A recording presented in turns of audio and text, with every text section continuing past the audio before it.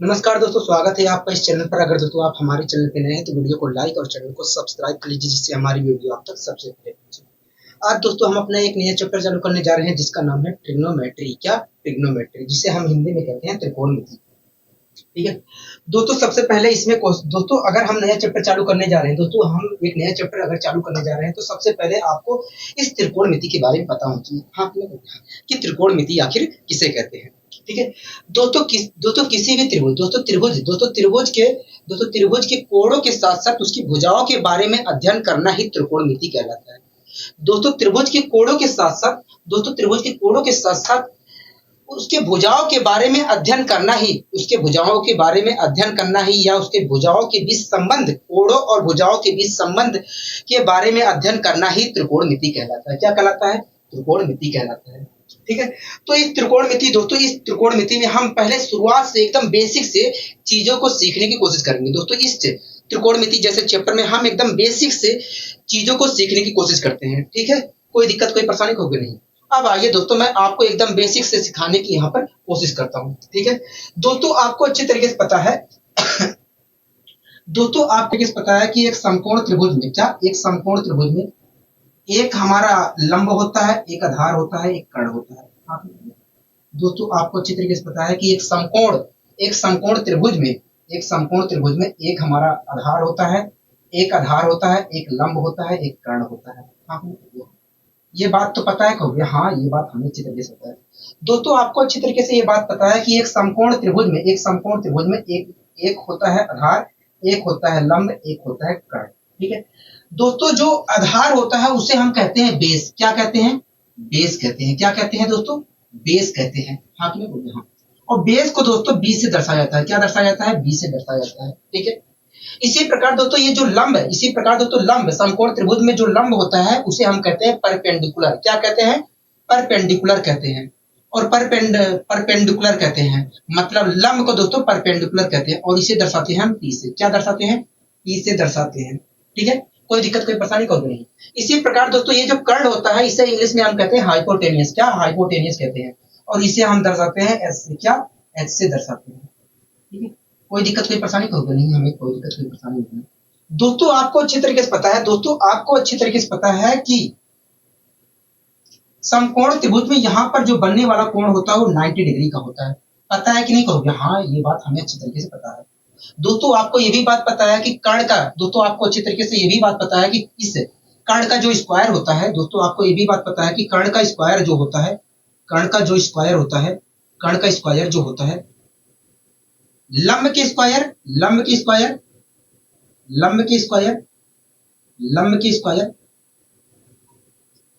Square होता है वो लंब के स्क्वायर प्लस आधार के स्क्वायर के योग के बराबर होता है। हाँ ना? हाँ, ये बात तो आपको अच्छी तरीके से पता है कहोगे? हाँ, हमें ये बात पता है। ठीक है दोस्तों, आपको ये बात अच्छी तरीके से पता है कि कर्ण का स्क्वायर जो होता है वास्तव में लंब के स्क्वायर और आधार के स्क्वायर के योग के बराबर होता है। ठीक है दोस्तों, मैं आपको ये सब चीजें आपको बहुत बारीक चीजें यहाँ पर सिखाने की कोशिश करूंगा, जिससे आपको अगर समकोण त्रिभुज का लंब और आधार दिया हो और आपको कर्ण निकालना हो तो आपको सूत्र लिखने की जरूरत ना पड़े, आप डायरेक्ट तेजी से निकाल सके। ठीक है, अगर हमें लंब और कर्ण दिया है तब हम डायरेक्ट कैसे निकालते हैं ये भी मैं आपको बहुत ही बारीक तरीके से सिखाऊंगा। ठीक है, बहुत बारीकी से सिखाऊंगा। ठीक है दोस्तों, कर्ण का स्क्वायर, दोस्तों आपको अच्छी तरीके से पता है कि समकोण त्रिभुज में कर्ण का स्क्वायर जो होता है लंब के स्क्वायर और आधार के स्क्वायर के योग के बराबर होता है। हाँ कि नहीं? मतलब अगर दोस्तों लंब के स्क्वायर में आप आधार का स्क्वायर जोड़ देते हैं, लंब के स्क्वायर में अगर आप आधार के स्क्वायर को जोड़ देते हो तो आपको कर्ण का स्क्वायर मिलता है। ठीक है, ये बात आपको अच्छी तरीके से पता है को? हाँ। ठीक है, तो ये आपको हमेशा ध्यान रखना है कि अगर हम लंब के स्क्वायर में आधार का स्क्वायर जोड़ देते हैं तो हमें कर्ण का स्क्वायर मिलता है। क्या मिलता है? कर्ण का स्क्वायर मिलता है। ठीक है, कोई दिक्कत कोई परेशानी कोई नहीं। तो पहला चीज आपको ये ध्यान रखना है। ठीक है, इसी प्रकार दोस्तों अगर मैं यहाँ से लंब का स्क्वायर निकालता हूँ, दोस्तों अगर मैं लंब का स्क्वायर निकालता हूँ, यहाँ से दोस्तों अगर मैं लंब का स्क्वायर निकालता हूँ तो लंब का अगर मैं स्क्वायर निकालता हूँ यहाँ से तो निकल कर आएगा कर्ण का स्क्वायर माइनस आधार का स्क्वायर। क्या? कर्ण का स्क्वायर माइनस आधार का स्क्वायर आएगा। हाँ कि ना कहोगे? यही तो आएगा कहोगे? हाँ, यही आएगा, आधार का स्क्वायर आएगा। तो दोस्तों आप अगर मैं यहाँ पर दोस्तों आप अगर देख रहे हैं यहाँ पर आप दोस्तों देख रहे हैं कि लंब का स्क्वायर जो है कर्ण के स्क्वायर माइनस आधार के स्क्वायर के बराबर है। हाँ कि हाँ। तो दोस्तों आपको हमेशा ध्यान रखना है कि अगर हम कर्ण के स्क्वायर में से आधार का स्क्वायर घटा देते हैं, अगर मैं कर्ण के स्क्वायर में से अगर दोस्तों हम कर्ण के स्क्वायर में से आधार का स्क्वायर घटा देते हैं तो हमें लंब का स्क्वायर मिलता है। क्या मिलता है? लंब का स्क्वायर मिलता है। तो दूसरी बात आपको ये ध्यान रखनी है कि अगर हम किसी समकोण त्रिभुज के किसी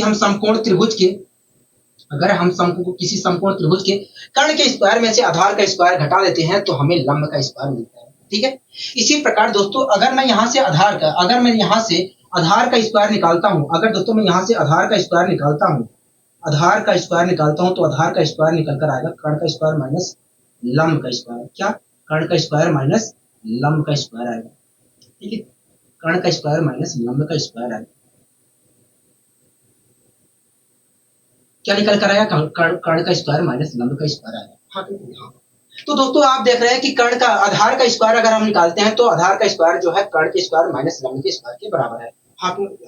तो दोस्तों आपको हमेशा ध्यान रखना है कि अगर दोस्तों हम कर्ण के स्क्वायर में से लंब का स्क्वायर घटा देते हैं तो आधार का स्क्वायर मिलेगा। क्या मिलेगा?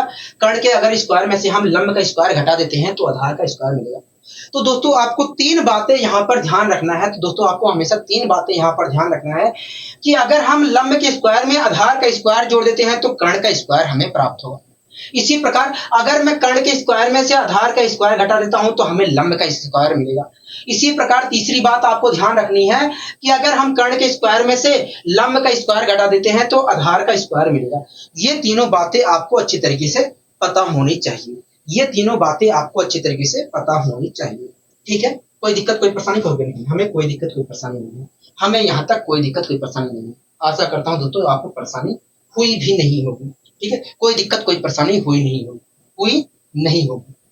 ठीक है। अब दोस्तों मैं आपसे कुछ क्वेश्चन कर लेता हूं जिससे थोड़ा आपके अंदर इसके ऊपर जो कंफ्यूजन है या निकालने में कहीं अगर दिक्कत आ रही हो चीजों को तो आपका वो दूर हो सके। ठीक है। मैं आपसे कुछ क्वेश्चन कर लेता हूं। ठीक है। पहली बात दोस्तों ध्यान रखनी है कि अगर हम आधार के स्क्वायर में लंब का स्क्वायर जोड़ देते हैं तो हमें कर्ण का स्क्वायर मिलेगा। दूसरी बात आपको ध्यान रखनी है कि अगर हम कर्ण के स्क्वायर में से आधार का स्क्वायर घटा देते हैं तो हमें लंब का स्क्वायर मिलेगा। तीसरी बात आपको हमेशा ध्यान रखनी है कि अगर हम कर्ण के स्क्वायर में से लंब का स्क्वायर घटा देते हैं तो हमें आधार का स्क्वायर मिलेगा। तीनों बात ये आपको ध्यान रखनी है। ठीक है। अब दोस्तों मुझे आप बताइए अगर इस समकोण त्रिभुज की लंब वाली जो भुजा है वो 2 है, लंब वाली भुजा 2 है और आधार वाली भुजा जो है 3 है, तो कर्ण वाली भुजा क्या होगी? क्योंकि देखिए अगर हम लंब के स्क्वायर में आधार का स्क्वायर जोड़ देते हैं तो कर्ण का स्क्वायर मिलेगा। मैंने कहा ठीक है। क्योंकि देखिए लंब जो है 2 है और इसका स्क्वायर देखा जाए तो 4 होगा। क्योंकि देखिए आधार 3 है, इसका स्क्वायर देखा जाए तो 9 होगा। क्योंकि देखिए अगर हम 4 में 9 जोड़ते हैं या 9 में 4 जोड़ते हैं तो आएगा 13 और 13 जो प्राप्त हुआ है वो कुछ और नहीं है, कर्ण का स्क्वायर है। हाँ। ठीक है। अगर कर्ण का स्क्वायर जो है वो 13 के बराबर है तो कर्ण जो होगा वास्तव में √13 होगा। क्या होगा? √13 होगा। हाँ। हाँ। क्या होगा दोस्तों? √13 होगा। बात समझ में आई? कहोगे हाँ। तो इस प्रकार हम कह सकते हैं कि अगर किसी समकोण त्रिभुज की लंब वाली भुजा 2 है और आधार वाली भुजा हमारी 3 है तो कर्ण वाली जो भुजा होगी वो √13 होगी। यहां तक आप मेरी बात से सहमत है? कहोगे हाँ हम सहमत हैं। ठीक है। चलो और मैं क्वेश्चन कर लेता हूं आपसे अगर दोस्तों हमारी आधार वाली भुजा 5 है, अगर आधार वाली भुजा हमारी 5 है और लंब वाली भुजा हमारी 4 है तब कर्ण वाली भुजा क्या होगी? क्योंकि देखिए अगर हम समकोण त्रिभुज के आधार के स्क्वायर में हम लंब का स्क्वायर जोड़ देते हैं तो हमें कर्ण का स्क्वायर मिलेगा। मैंने कहा ठीक है। तो देखिए आधार तो है 5, इसका स्क्वायर देखा जाए तो 25 होगा और कहोगे देखिए लंब तो हमारा 4 है और लंब का स्क्वायर जो होगा 16 होगा। कहोगे अगर हम 25 में 16 जोड़ते हैं, कहोगे देखिए अगर हम 25 में 16 जोड़ते हैं तो आएगा 41 और ये देखा जाए 41 जो प्राप्त हो रहा है ये कुछ और नहीं है, ये कुछ और नहीं है, ये कर्ण का स्क्वायर है। कर्ण का स्क्वायर अगर 41 है तो कर्ण वाली जो भुजा होगी वो क्या होगी अंडर रूट 41 होगी। हाँ कि होगी, हाँ क्या होगी अंडर रूट 41 होगी। आप मेरी बात से सहमत है? कहोगे हाँ हम आपकी बात से सहमत है, हम आपकी बात से सहमत है। तो इस प्रकार हम कह सकते हैं कि यदि हमारे समकोण त्रिभुज की लंब वाली भुजा 4 है और आधार वाली भुजा 5 है तो कर्ण वाली भुजा क्या होगी अंडर रूट 41 होगी। आप मेरी बात से यहां तक सहमत है? कहोगे हाँ। चलिए मैं और क्वेश्चन करता हूं आपसे, जिससे आपके अंदर और क्लियरिटी आ सके, आपके अंदर और क्लियरिटी आ सके। ठीक है, अगर दोस्तों अगर दोस्तों अगर दोस्तों इस समकोण त्रिभुज की कर्ण वाली भुजा 8 है, कर्ण वाली भुजा 8 है। अगर दोस्तों इस समकोण त्रिभुज की कर्ण वाली भुजा 8 है, कर्ण वाली भुजा 8 है और आधार वाली भुजा हमारी 5 है, आधार वाली भुजा हमारी 5 है, तब इस समकोण त्रिभुज की लंब क्या होगा? तब इस समकोण त्रिभुज का लंब क्या होगा? अगर दोस्तों इस समकोण त्रिभुज की कर्ण वाली भुजा 8 है और आधार जो है 5 है, तब बताइए लंब क्या होगा? कहोगे देखिए अगर हम इस समकोण त्रिभुज के कर्ण के स्क्वायर में से आधार का स्क्वायर घटा देते हैं तो हमें लंब का स्क्वायर मिलेगा।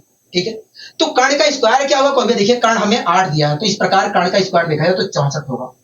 कहोगे देखिए आधार हमें 5 दिया है तो इस प्रकार आधार का स्क्वायर देखा जाए तो 25 होगा। कहोगे देखिए अगर मैं 64 में से 25 घटाता हूं तो ये जो प्राप्त होगा ये कुछ और नहीं होगा, ये वास्तव में लंब का स्क्वायर होगा, लंब का स्क्वायर प्राप्त होगा। तो घटाने पर क्या प्राप्त होगा? कहोगे 9 और 5 में से 2 घटाएंगे तो आएगा 39। तो इस प्रकार आपने कहा कि भैया जो लंब का स्क्वायर है वो वास्तव में अंडर रूट, इस प्रकार आपने कहा कि भैया जो लंब का स्क्वायर है वो 39 है। क्या है? 39 है। मैंने कहा ठीक है। कहोगे देखिए अगर लंब 39 है तो लंब वाली जो भुजा होगी, कहोगे देखिए लंब का स्क्वायर अगर 39 है तो लंब की जो वैल्यू लंब जो होगा वास्तव में अंडर रूट 39 होगा। क्या होगा? अंडर रूट 39 होगा। हाँ कि ना? कहोगे हाँ। कोई दिक्कत कोई परेशानी? कहोगे नहीं हमें कोई दिक्कत कोई परेशानी नहीं है। ठीक है, चलिए मैं और आपसे क्वेश्चन करता हूं जिससे आपके अंदर और क्लियरिटी आ सके। ठीक है, कोई दिक्कत कोई परेशानी? कहोगे नहीं हमें यहाँ तक कोई दिक्कत कोई परेशानी नहीं है। ठीक है, अगर दोस्तों कर्ण वाली भुजा हमारी 9 है, अगर दोस्तों कर्ण वाली भुजा हमारी 9 है और आधार वाली भुजा हमारी 3 है, आधार वाली भुजा हमारी 3 है, तब बताइए लंब वाली भुजा क्या होगी? कहोगे देखिए अगर हम कर्ण के स्क्वायर कर्ण का स्क्वायर क्या होगा? कहोगे 81 होगा। कहोगे देखिए अगर हम कर्ण के स्क्वायर में से आधार का स्क्वायर घटा देते हैं तो हमें वास्तव में लंब का स्क्वायर मिलेगा। मतलब कहोगे देखिए इस प्रकार दिखाया तो लंब का स्क्वायर जो है 72 के बराबर है। ठीक है, अगर दोस्तों लंब का स्क्वायर जो है 72 है तो लंब क्या होगा? कहोगे देखिए अगर हम इसका वर्गमूल निकाल देते हैं तो हमें लंब पता चलेगा। मैंने इसका वर्गमूल निकाला तो आया क्या? कहोगे देखिए 6 अंडर रूट 2 प्राप्त होगा। तो इस प्रकार आपने कहा कि भैया जो लंब वाली भुजा होगी वो 6 अंडर रूट 2 होगी। क्या होगी? 6 अंडर रूट 2 होगी, 6 अंडर रूट 2 होगी।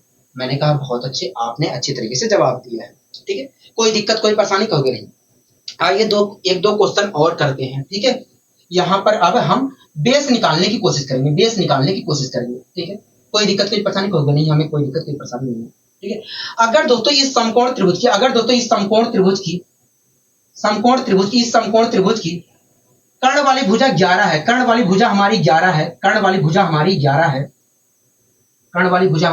है और लंब वाली भुजा हमारी 5 है, तब बताइए इस समकोण त्रिभुज का आधार क्या होगा? मतलब बेस वाली भुजा क्या होगी? कहोगे देखिए अगर हम कर्ण के स्क्वायर में से, कर्ण का स्क्वायर होगा देखा जाए तो 121 होगा। कहोगे देखिए अगर हम कर्ण के स्क्वायर में से लंब का स्क्वायर घटा देते हैं मतलब 25 घटा देते हैं तो हमें वास्तव में आधार का स्क्वायर प्राप्त होगा, मतलब बेस का स्क्वायर प्राप्त होगा। मैंने घटाया 6। कहोगे देखिए इस प्रकार देखा एक मिनट रुकिए, 11 में से 5 जाएगा 6। ठीक है, 11 में से 2 जाएगा 96। तो इस प्रकार देखा जाए तो बेस का जो स्क्वायर है वो 96 के बराबर है। हाँ क्या कहोगे? तो अगर देखिए बेस का स्क्वायर जो है वो वास्तव में 96 आ रहा है। इस प्रकार देखा जाए तो बेस की अगर हम वैल्यू निकालना चाहते हैं तो इसका रूट निकालना पड़ेगा। कहोगे देखिए 16 छक्का 96 होता है, अगर हम इसका रूट निकालते हैं तो 4 अंडर रूट 6 आएगा। तो इस प्रकार आपने कहा कि भैया इसकी जो भुजा होगी, ये जो भुजा होगी बेस वाली जो भुजा होगी वो वास्तव में 4 अंडर रूट 6 होगी। क्या होगी? 4 अंडर रूट 6 होगी। हाँ कि ना? कहोगे हाँ। यहाँ तक आप मेरी बात से सहमत है? कहोगे हाँ हम आपकी बात से सहमत हैं। ठीक है, एक दो क्वेश्चन और इसके ऊपर करते हैं, उसके बाद हम कुछ और नया सीखने की कोशिश करेंगे। ठीक है, अगर दोस्तों कर्ण वाली भुजा 13 है, अगर दोस्तों हमारी कर्ण वाली भुजा 13 है, कर्ण वाली भुजा हमारी 13 है, कर्ण वाली भुजा हमारी 13 है, और आधार वाली और लंब वाली भुजा, लंब वाली भुजा हमारी, लंब वाली भुजा हमारी, अगर दोस्तों कर्ण वाली भुजा हमारी 13 है और आधार वाली और लंब वाली भुजा हमारी, लंब वाली भुजा हमारी 6 है, तब बताइए इस समकोण त्रिभुज का बेस क्या होगा। क्योंकि देखिए अगर हम 169 में से 36 घटा देते हैं, 36 घटा देते हैं तो हमें आधार का स्क्वायर प्राप्त होगा। तो मैंने घटाया आया 133, मतलब हो गया, मतलब देखा जाए तो आधार का स्क्वायर जो है 133 के बराबर है। अगर मैं 133 का वर्गमूल निकाल देता हूं तो आधार वाली भुजा पता चल जाएगी। कहोगे हाँ, तो मैंने वर्गमूल निकाला तो वर्गमूल तो निकलेगा नहीं। कहोगे हाँ, तो केवल रूट लगा रहेगा। इस प्रकार आपने कहा कि भैया आधार वाली जो भुजा होगी अंडर रूट 133 होगी। क्या होगी? अंडर रूट 133 होगी। आशा करता हूं दोस्तों आपको चीजें समझ में आ गई है। आशा करता हूं दोस्तों ये चीजें आपको अच्छी तरीके से समझ में आ गई है। हाँ, बताइए कोई दिक्कत, कोई परेशानी यहाँ तक? कहोगे नहीं, हमें यहाँ तक थोड़ा सा भी दिक्कत, थोड़ी सी भी परेशानी नहीं है। आपने अच्छी तरीके से समझाने की कोशिश की है। ठीक है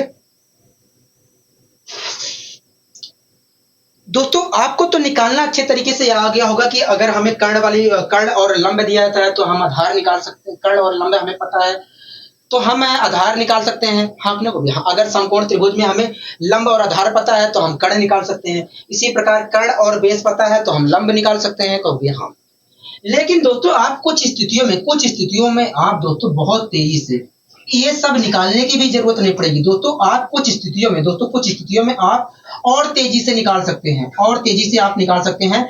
ये सब आपको प्रक्रिया करने की जरूरत नहीं है। आखिर हम कैसे निकाल सकते हैं? दोस्तों आप ट्रिपलेट की मदद से आप और तेजी से बता सकते हैं। दोस्तों अभी तक आप जो कर रहे थे कि स्क्वायर में से ये घटा रहे थे, या स्क्वायर दो लंब और आधार का स्क्वायर जोड़कर कर्ण का स्क्वायर प्राप्त कर रहे थे, या कर्ण के स्क्वायर में से इसके स्क्वायर घटा रहे थे तो इसका स्क्वायर प्राप्त हो रहा था, या कर्ण के स्क्वायर में से इसका स्क्वायर घटा रहे थे इसका स्क्वायर प्राप्त हो रहा था। हाँ, ये सब करने की जरूरत नहीं पड़ेगी। अगर आपको ट्रिपलेट के बारे में जानकारी है दोस्तों तो आप और तेजी से बता सकते हैं। आपको ये सब करने की जरूरत नहीं है। कुछ स्थितियों में आप बता सकते हैं, आप हर स्थिति में बता नहीं सकते हैं, लेकिन कुछ स्थितियों में आप देखते ही बता सकते हैं कि अगर कर्ण वाली भुजा ये है, आधार वाली भुजा है ये है, तो लंब वाली भुजा क्या होगी। अगर लंब वाली भुजा ये है, आधार वाली भुजा ये है, तो कर्ण वाली भुजा क्या होगी। आप देखते ही बता सकते हैं चुटकियों में। तो आखिर क्या होता है ट्रिपलेट? आइए मैं समझाने की कोशिश करता हूं। आइए मैं आपको समझाने की कोशिश करता हूं आखिर क्या होता है ट्रिपलेट, कैसे काम करता है। मैं आपको धीरे धीरे सारी चीजें समझाने की यहाँ पर कोशिश करता हूँ। ठीक है, कोई दिक्कत कोई परेशानी? कहोगे नहीं, यहाँ तक हमें कोई दिक्कत कोई परेशानी नहीं है। दोस्तों आप मुझे बताइए अगर इस समकोण त्रिभुज की लंब वाली भुजा 3 है और आधार वाली भुजा हमारी 4 है, तब कर्ण वाली भुजा क्या होगी। कहोगे देखिए अगर हम लंब के स्क्वायर में कर्ण आधार का स्क्वायर जोड़ देते हैं तो हमें कर्ण का स्क्वायर मिलेगा। मैंने कहा ठीक है। कहोगे देखिए लंब का स्क्वायर देखा जाए तो 9 होगा और आधार का स्क्वायर देखा जाए तो 16 होगा। 16 में अगर हम 9 जोड़ते हैं तो आएगा 25। तो इस प्रकार देखा जाए तो कर्ण का स्क्वायर जो है वो 25 के बराबर है। अगर कर्ण का स्क्वायर 25 के बराबर है तो कर्ण वाली भुजा क्या होगी। कहोगे 5 होगी। हाँ कि नहीं? हाँ, क्या होगी? 5 होगी। ठीक है, कोई दिक्कत कोई परेशानी? कहोगे नहीं, हमें कोई दिक्कत कोई परेशानी नहीं है। ठीक है, तो दोस्तों मैंने आपसे पूछा कि यदि मैंने आपसे कहा कि यदि लंब वाली भुजा हमारी 3 है, ठीक है, और आधार वाली भुजा 4 है, तब आपने कहा कि भैया कर्ण वाली भुजा 5 होगी। हाँ कि नहीं? यही तो मैंने आपसे पूछा था। कहोगे हाँ। मैंने दोस्तों आपसे कहा था कि यदि लंब वाली भुजा हमारी 3 है, आधार वाली भुजा हमारी 4 है, 1 मिनट और दूर भुजा 3 है और आधार वाली भुजा हमारी 4 है, तो तुरंत आपने कहा कि भैया कर्ण वाली भुजा जो होगी हमारी 5 होगी। हाँ कि नहीं? हाँ, यही तो आपने कहा था। कहोगे हाँ, यही तो हमने कहा था। दोस्तों मैंने आपसे कहा कि यदि लंब वाली हमारी भुजा 3 है और आधार वाली भुजा 4 है तो कर्ण वाली भुजा क्या होगी। तुरंत आपने कहा कि भैया 5 होगी। कैसे निकाला? आपने पाइथागोरस प्रमेय यहाँ पर प्रयोग किया और आपने निकाल दिया। कहोगे हाँ, ठीक है। आपने कहा कि भैया हमने यहाँ पर पाइथागोरस प्रमेय प्रयोग किया और निकाल दिया। मैंने कहा ठीक है। अब दोस्तों इसी की मदद से त्रिभुज के अन्य भुजाओं को पता करना ही ट्रिपलेट कहलाता है। क्या कहलाता है? ट्रिपलेट कहलाता है। ठीक है, तो अगर हम अन्य भुजाओं को इसी प्रकार दोस्तों हम अगर अन्य भुजाएं त्रिभुज के अन्य भुजाओं को अगर निकालते हैं इसकी मदद से, तो हम इसका ट्रिपलेट कहेंगे। क्या कहेंगे? और जो निकल कर आएंगी इसका ट्रिपलेट कहेंगे उस चीज को। ठीक है, कैसे दोस्तों? इसका दुगना क्या होगा? कहोगे देखिए इसका दुगना देखा जाए तो 6 होगा। हाँ हाँ, इसका दुगना क्या होगा? कहोगे इसका दुगना 6 होगा। मैंने कहा ठीक है। इसका दुगना क्या होगा? कहोगे इसका दुगना तो देखा जाए 8 होगा।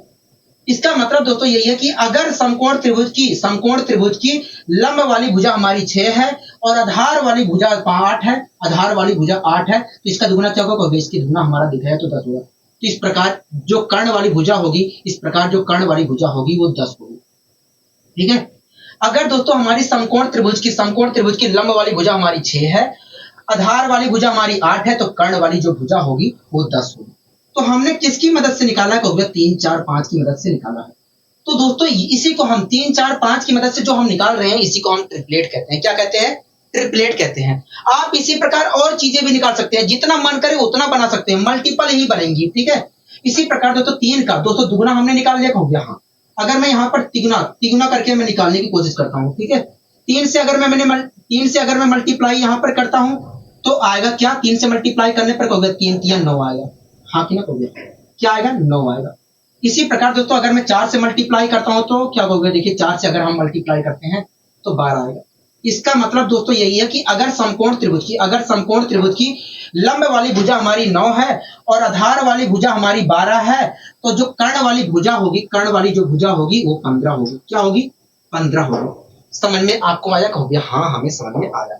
ठीक है, हमें समझ में अच्छे तरीके से आ गया। ठीक है। तो दोस्तों आपको ये 3, 4, 5 दोस्तों आपको ये हमेशा ध्यान रखना है। आपको सभी ध्यान नहीं रखना है, सभी आपको ध्यान नहीं रखना है। आपको केवल 3, 4, 5 याद रखना है कि यदि समकोण त्रिभुज की लंब वाली भुजा हमारी 3 है और आधार वाली भुजा 4 है, तो कर्ण वाली भुजा हमारी 5 होगी।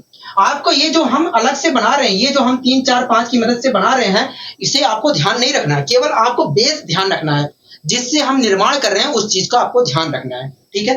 तो पहला ट्रिपलेट हो गया 3, 4, 5 का, ये सही होगा। ठीक है।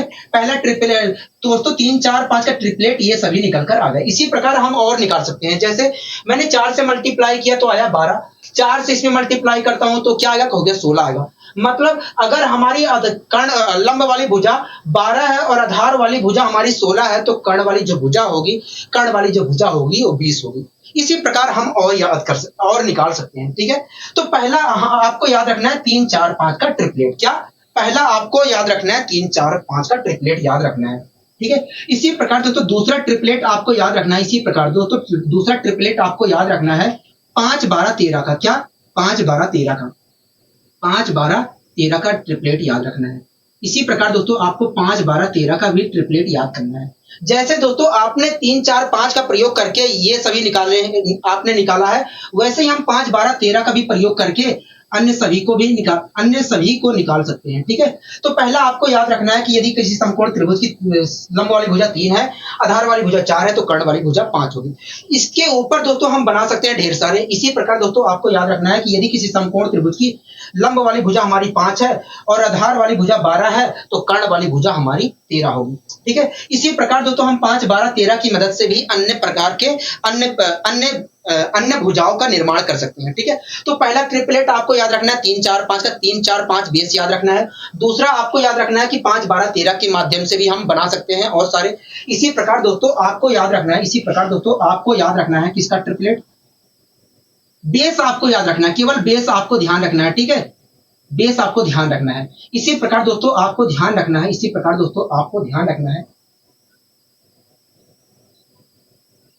8, 15, 17 का। इसी प्रकार दोस्तों आपको याद रखना है 8, 15, 17 का। अगर दोस्तों किसी समकोण त्रिभुज की भुजा हमारी 8 है और यदि अगर दोस्तों किसी समकोण त्रिभुज में लंब वाली भुजा हमारी 8 है और आधार वाली भुजा हमारी 15 है, हमारी भुजा 15 है, तो कर्ण वाली जो भुजा होगी वो 17 होगी। क्या होगी? 17 होगी। ये भी आपको ध्यान रखना है। इसकी मदद से भी हम बना सकते हैं अन्य। तो पहला ट्रिपलेट 3, 4, 5 का हो गया। उसके बाद दूसरा ट्रिपलेट हमारा 5, 12, 13 का बनता है। तीसरा ट्रिपलेट हमारा 8, 15, 17 का बनता है। तीसरा ट्रिपलेट जो हमारा बनता है 8, 15, 17 का बनता है। इसी प्रकार दोस्तों चौथा जो ट्रिपलेट बनता है और ढेर सारे बनते हैं। ठीक है। लेकिन जो आपको इंपॉर्टेंट है, जो अधिकतर पेपर में पूछे जाते हैं, मैं उन्हीं चीज के बारे में बता रहा हूँ। ठीक है। इसी प्रकार दोस्तों चौथा जो ट्रिपलेट बनता है 7, 24, 25 का बनता है। अगर दोस्तों किसी समकोण त्रिभुज की लंब वाली भुजा हमारी 7 है और आधार वाली भुजा हमारी 24 है, तो कर्ण वाली जो भुजा होगी वो 25 होगी। क्या होगी?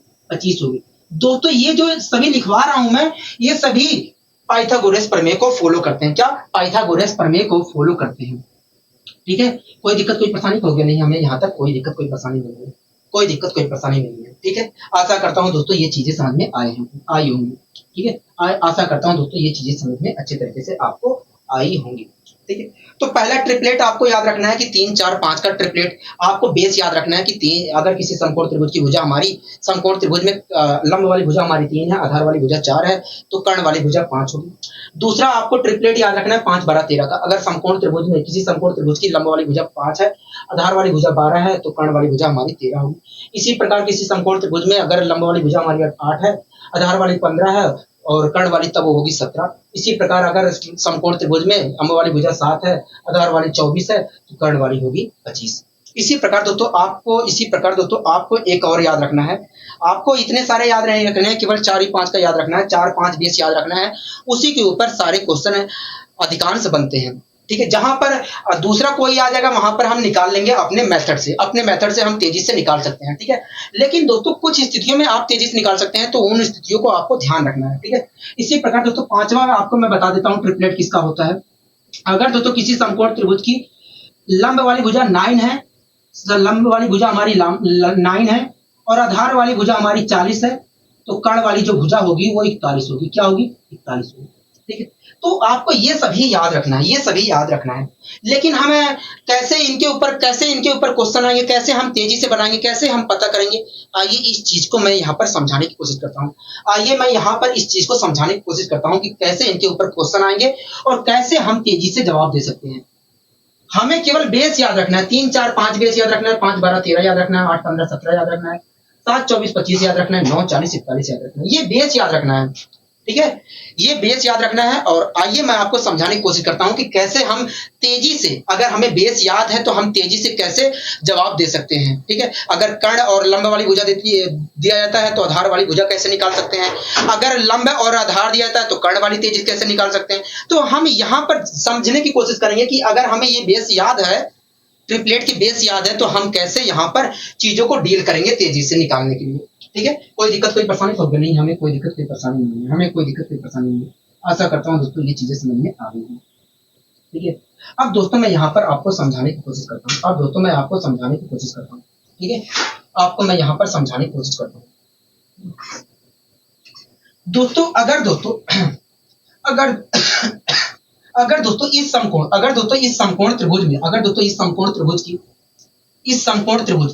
त्रिभुज की ये वाली जो भुजा है, लंब वाली जो भुजा है वो 6 है। अगर दोस्तों इस समकोण त्रिभुज में लंब वाली जो भुजा है जो है 6 है और आधार वाली भुजा हमारी 8 है,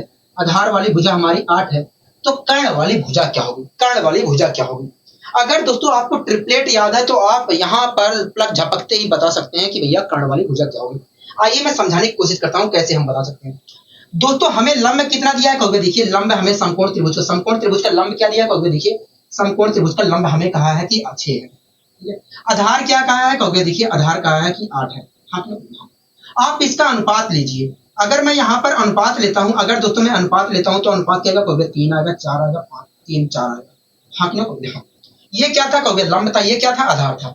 तो अनुपात लेने पर जो आया है ये भी लंब और आधार है।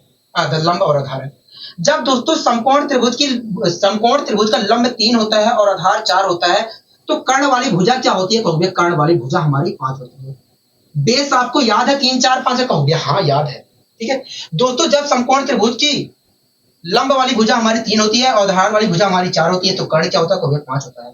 ठीक है दोस्तों, यहाँ पर क्या किया गया है, दुगुना किया गया है, यहाँ पर क्या किया गया है, दुगुना किया गया है, तो यहाँ पर भी दुगुना करिए। तो इस प्रकार दोस्तों अगर हम करते हैं दुगुना तो निकल कर आया 10। इसका मतलब दोस्तों यही है कि यदि समकोण त्रिभुज की लंब वाली भुजा हमारी 6 है और आधार वाली भुजा 8 है, तो कर्ण वाली भुजा हमारी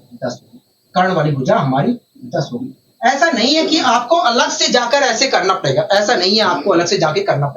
आप यहीं पर कर सकते हैं। कैसे, मैं आपको समझाने की कोशिश करता हूँ।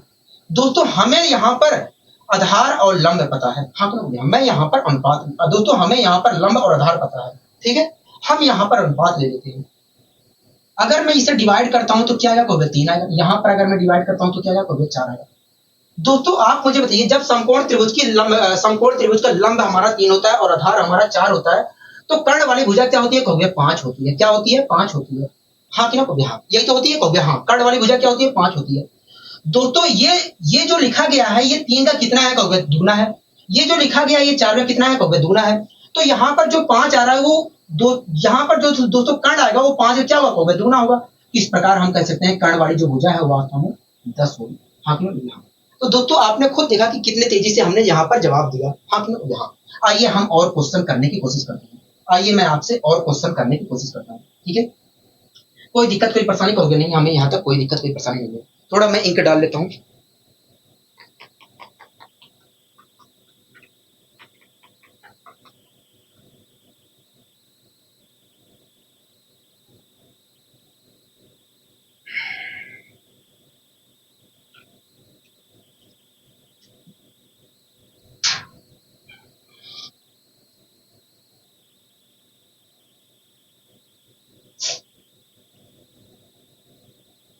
अगर दोस्तों हमारी, एक मिनट रुक जाइए। अगर दोस्तों समकोण, इस समकोण त्रिभुज की लंब वाली भुजा हमारी 9 है, लंब वाली भुजा हमारी 9 है, आधार वाली भुजा हमारी 4 है, आधार वाली भुजा हमारी 12 है, तो बताइए कर्ण वाली भुजा क्या होगी। केवल आपको 3 4 5 का याद रखना है, ठीक है, बेस आपको याद रखना है। अगर दोस्तों हमारा समकोण त्रिभुज की भुजा हमारी लंब वाली भुजा 9 है, आधार वाली भुजा 12 है, तो कर्ण वाली भुजा क्या होगी। कोई देखिए, अगर हम यहाँ पर लंब और आधार का अनुपात लेते हैं तो आएगा 3:4। क्या आएगा, 3:4। हाँ कि ना, कहोगे हाँ। तो इस प्रकार आपने कहा कि ये देखिए, जब हमारा लंब 3 होता है, जब समकोण त्रिभुज में लंब हमारा 3 होता है, आधार हमारा 4 होता है, तो कर्ण वाली भुजा हमारी 5 होती है। तो इस प्रकार देखा जाए तो कर्ण वाली भुजा 5 होगी, लेकिन वास्तव में 5 नहीं होगी। हाँ कि ना, कहोगे हाँ। कहोगे देखिए, ये वास्तव में 9 जो है 3 का 3 गुना है। कहोगे देखिए, ये देखा जाए तो 4, ये 12 देखा जाए तो ये 4 का 3 गुना है। तो इस प्रकार देखा जाएगा ये जो कर्ण होगा वो 5 का 3 गुना होगा। मतलब हो गया, मतलब कर्ण वाली भुजा हमारी 15 होगी। इसका मतलब क्या है, इसका मतलब यही है कि यदि हमारी लंब वाली भुजा 9 है, आधार वाली भुजा 12 है, तो कर्ण वाली भुजा 15 होगी। तो दोस्तों आपने यहाँ पर देखा कि हम 3 4 5 हमें बेस याद था। हाँ कि ना, हाँ। हमने उसकी मदद से यहाँ पर तेजी से निकालने की कोशिश की। तो क्या आपको समय लग सकता है, कहोगे नहीं लग सकता है। हाँ, ठीक है, कोई दिक्कत कोई परेशानी, कहोगे नहीं। आइए हम थोड़ा और आगे बढ़ने की कोशिश करते हैं। हम यहाँ पर थोड़ा और आगे बढ़ने की कोशिश करते हैं, ठीक है, कोई दिक्कत कोई परेशानी, कहोगे नहीं। अगर दोस्तों इस समकोण त्रिभुज में कर्ण वाली भुजा हमारी 5 है, कर्ण वाली भुजा हमारी 5 है, और आधार वाली भुजा हमारी 4 है, तब लंब वाली भुजा क्या होगी। कहोगे देखिए, जब समकोण, कहोगे देखिए 3 4 5 आपको याद होगा तो आसानी से आप बता सकते हैं, ठीक है। कहोगे देखिए, जब समकोण त्रिभुज की कर्ण वाली भुजा 5 होती है, आधार वाली हमारी 4 होती है, तो लंब होता है 3, क्योंकि हमें 3 4 5 का याद है ट्रिपलेट। हाँ ना, हाँ। तो इस प्रकार तुरंत आपने कहा कि भैया देखिए, अगर लंब कर्ण वाली भुजा हमारी 5 है, आधार वाली 4 है, तो लंब हमारा 3 होगा। हाँ कि नहीं, हाँ। ठीक है, बहुत अच्छी बात है। थोड़ा और आगे बढ़ते हैं, ठीक है। मैंने कहा कि अगर इस समकोण त्रिभुज में लंब हमारा 15 है, कर्ण हमारा 15 है, अगर इस समकोण त्रिभुज में कर्ण हमारा 15 है और आधार हमारा 9 है, तब बताइए तब हमारा बताइए लंब क्या होगा। कहोगे देखिए, मैंने आपसे कहा कि बताइए, आप मुझे बताइए, अगर इस समकोण त्रिभुज में कर्ण हमारा 15 है, आधार हमारा 9 है, तब बताइए हमारा लंब क्या होगा। कहोगे देखिए, हम यहाँ पर अनुपातिक वैल्यू ले लेते हैं। अगर हम यहाँ पर अनुपातिक वैल्यू लेते हैं तो आएगा 3 5 आएगा, 3 आएगा, 4 आएगा, 5 3 आएगा। हाँ, तो देखिए, जब समकोण त्रिभुज में कर्ण वाली भुजा हमारी 3 होती है और आधार वाली भुजा हमारी 3 होती है, तो देखिए, जब समकोण त्रिभुज में कर्ण वाली भुजा 5 होती है, आधार वाली भुजा हमारी 3 होती है, तो लंब वाली जो भुजा होती है वो 4 होती है। 3 4 5 का ट्रिपलेट याद है, कहोगे हाँ। उसी का तो यहाँ पर नियम लग रहा है, कहोगे हाँ।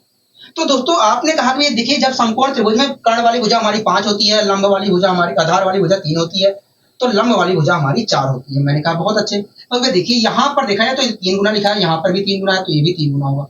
इस प्रकार आपने कहा कि भैया देखिए अगर समकोण त्रिभुज में कर्ण वाली भुजा 15 है और आधार वाली भुजा 9 है, तो लंब वाली भुजा हमारी 12 होगी। इस प्रकार आपने तेजी से जवाब दे दिया। आपने तो यहाँ तेजी से जवाब दे दिया। आप यहीं पर बता सकते थे, कोई जरूरी नहीं था ये सब लिखने की। कैसे? वैसे ही जैसे हम प्रक्रिया करते आए हैं। ठीक है, आप दोस्तों यहाँ पर अनुपातिक वैल्यू लीजिए। अगर हम अनुपातिक वैल्यू लेते हैं तो क्या कहोगे? 5 आएगा यहाँ पर 5 आएगा। मैंने कहा ठीक है। कहोगे देखिए यहाँ पर अगर हम लेते हैं तो 3 आएगा। कहोगे देखिए जब समकोण त्रिभुज की कर्ण वाली भुजा हमारी 5 होती है, आधार वाली भुजा 3 होती है, तो लंब वाली भुजा हमारी 4 होती है। मैंने कहा बहुत अच्छे। कहोगे इस प्रकार देखा जाए तो ये वाली भुजा 4 होगी, लेकिन वास्तव में आपको भी पता है कि 4 नहीं होगी। ये तो 5 3 4 की 5 3 की हिसाब से 4 आ रही है। हाँ कहोगे देखिए ये वास्तव में 3 गुना लिखा है, ये 3 गुना लिखा है, तो ये भी जो होगा 4 का 3 गुना होगा। मतलब कहोगे मतलब लंब वाली भुजा जो हमारी होगी वो 12 होगी। हाँ तो दोस्तों आपने खुद देखा कि कितनी तेजी से हमने यहाँ पर जवाब देने की कोशिश की है। ठीक है, कोई दिक्कत कोई परेशानी कोई भी नहीं। थोड़ा और आइए हम क्वेश्चन करते हैं। यहाँ पर डरना थोड़ा सा भी नहीं है। ठीक है, ओके ठीक है। अगर दोस्तों समकोण त्रिभुज में लंब वाली भुजा हमारी लंब वाली भुजा हमारी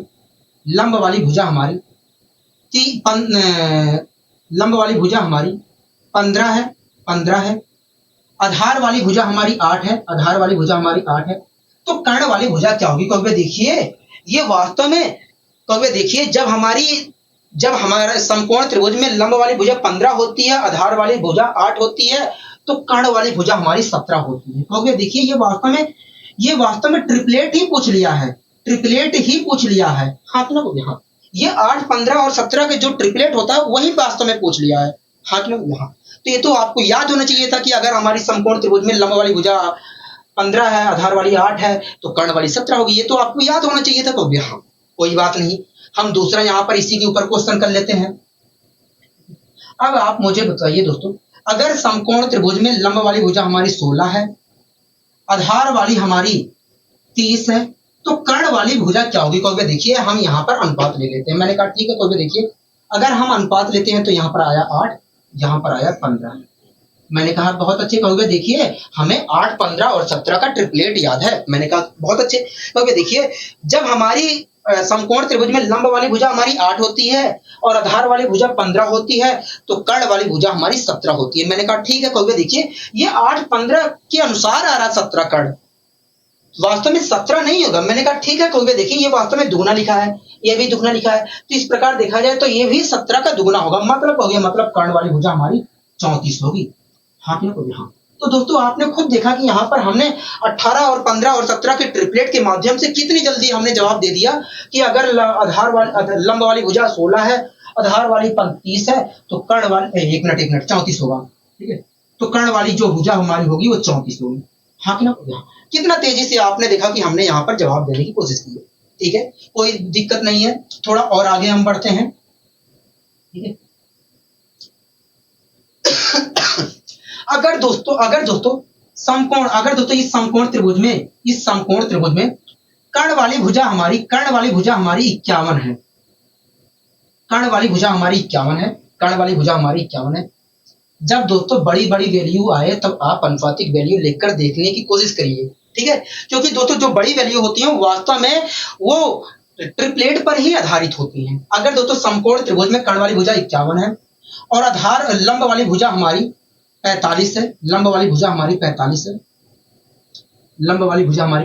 तब बताइए आधार क्या होगा? तो देखिए अगर हम यहाँ पर अनुपातिक वैल्यू लेते हैं तो यहाँ पर 17 आया, यहाँ पर देखा जाए तो 15 आया। तो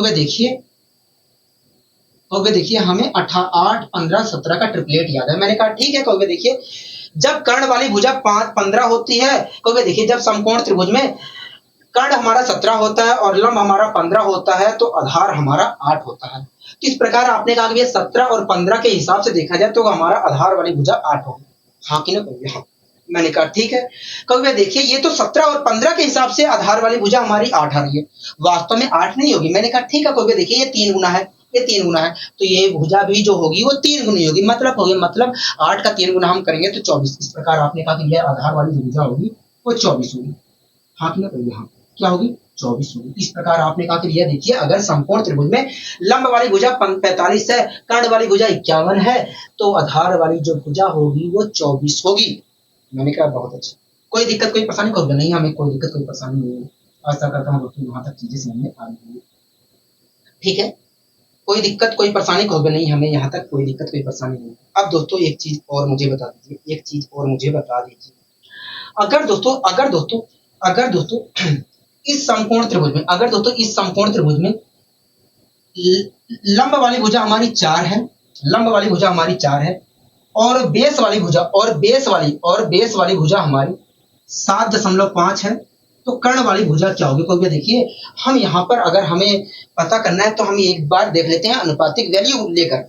हो सकता है ये ट्रिपलेट लिखा हो, मैंने कहा ठीक है। क्योंकि देखिए अगर हम यहाँ पर अनुपातिक वैल्यू लेते हैं तो पॉइंट हटाइए, 0 बढ़ाइए, अब अनुपातिक वैल्यू लेते हैं। क्योंकि 5 अट्ठे 40, 5 15 में 5 15 में, क्योंकि हाँ 5 15 में, क्योंकि देखिए जब समकोण त्रिभुज में आधार लंब वाली भुजा 8 होती है, आधार वाली भुजा 15 होती है, तो कर्ण वाली भुजा 17 होती है। मैंने कहा ठीक है, क्योंकि इस प्रकार देखा जाए तो कर्ण वाली भुजा 17 होगी, वास्तव में 17 नहीं होगी। मैंने कहा बहुत अच्छे, क्योंकि देखिए ये 5 गुना लिखा है, ये 5 गुना लिखा है, तो इस प्रकार देखा जाए तो ये भी जो होगा वो वास्तव में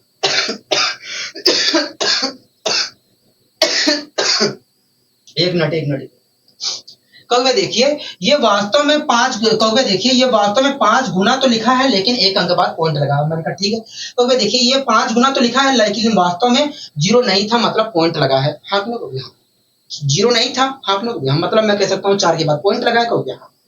क्योंकि देखिए इस प्रकार देखा जाए तो ये भी जो होगा 17 का 5 गुना होगा, लेकिन पॉइंट लगा होगा। तो इस प्रकार 17 का अगर मैं 5 गुना करता हूँ तो आएगा 85, और 85 में अगर मैं पॉइंट एक अंक बाद लगाता हूं तो आएगा 8.5। इस प्रकार आपने कहा कि भैया देखिए अगर हमारी लंब वाली भुजा 4 है, आधार वाली भुजा 7.5 है, तो कर्ण वाली भुजा जो होगी 8.5 होगी। आशा करता हूं दोस्तों ये चीजें आपको अच्छी तरीके से समझ में आई होगी, ठीक है। कोई दिक्कत कोई परेशानी होगी नहीं, हमें कोई दिक्कत कोई परेशानी नहीं है। एक क्वेश्चन और मैं आपसे पूछना चाहूंगा, ठीक है, उसके बाद हम आगे बढ़ेंगे। अगर दोस्तों इस समकोण त्रिभुज में लंब वाली भुजा हमारी 9√5 है, 9√5 है, और बेस वाली भुजा हमारी 40√5 है, तो कर्ण वाली भुजा क्या होगी? क्योंकि देखिए अगर हमें यहाँ पर कहोगे, देखिए हम एक बार यहाँ पर अनुपातिक वैल्यू लेकर देख लेते हैं। हो सकता है यहाँ पर ट्रिपलेट लागू हो जाए। मैंने कहा ठीक है, क्योंकि देखिए हमें वास्तव में कहोगे, देखिए हम यहाँ पर ले लेते हैं तो ये कैंसिल हो जाएगा। इस प्रकार 9:40 कहोगे, देखिए हमें 9, 40 और 41 का ट्रिपलेट याद है। मैंने कहा क्या होता है? कहोगे देखिए जब किसी समकोण त्रिभुज में लंब वाली भुजा हमारी 9 होती है, आधार वाली भुजा हमारी 40 होती है, तो कर्ण वाली भुजा हमारी 41 होती है। तो इस प्रकार आपने कहा कि भैया कर्ण वाली भुजा 41 होगी, लेकिन आपने कहा कि ये वास्तव में 41 नहीं होगी, ये वास्तव में 9, 40 के हिसाब से 41 होगी। मैंने कहा ठीक है, कहोगे देखिए ये वास्तव में √5 गुना लिखा है 9 का। हाँ क्या कहोगे, यहाँ पर भी देखा जाए तो ये √5 गुना लिखा है, तो इस प्रकार ये भी जो होगा वो √41 का √5 गुना होगा। मतलब हो गया, मतलब ये वाली भुजा जो होगी 41 √5 होगी। इस प्रकार आपने कहा कि भैया देखिए अगर समकोण त्रिभुज में लंब वाली भुजा हमारी 9√5 है और आधार वाली भुजा हमारी 40√5 है, तो कर्ण वाली भुजा हमारी 41√5 है। यहाँ तक आप मेरी बात से सहमत है? कहोगे हाँ। आशा करता हूँ दोस्तों आपको बहुत अच्छी जानकारी यहाँ पर मिली होंगी, ठीक है।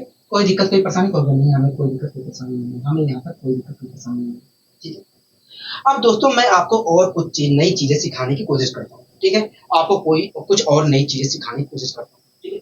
अगर दोस्तों किसी समकोण त्रिभुज में लंब या आधार में से किसी एक की मैं बात कर रहा हूँ, ठीक है। चाहे लंब हो सकता है, चाहे आधार हो सकता है, ये मैं फिक्स नहीं कर रहा हूँ कि मैं लंब की ही बात कर रहा हूँ, आधार भी हो सकता है, ठीक है। अगर दोस्तों किसी समकोण त्रिभुज में लंब वाली भुजा या आधार वाली भुजा, अगर लंब वाली भुजा हमारी ए है, जहां पर ए क्या है? प्राइम नंबर है। ए क्या है? प्राइम संख्या है। कोई भी प्राइम संख्या हो सकती है, कोई भी हमारी प्राइम संख्या हो सकती है, ठीक है। कोई भी प्राइम नंबर हो सकता है, कोई दिक्कत कोई परेशानी नहीं। अगर दोस्तों किसी समकोण त्रिभुज में, अगर दोस्तों किसी समकोण त्रिभुज में, मैं लिख दे रहा हूं यहाँ पर,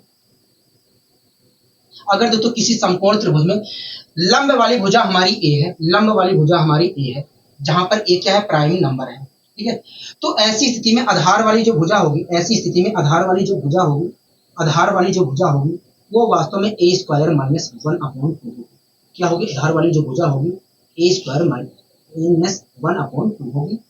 और जो कर्ण वाली भुजा होगी, और जो कर्ण वाली भुजा होगी, कर्ण वाली जो भुजा होगी वास्तव में ए स्क्वायर प्लस 1/2 होगी।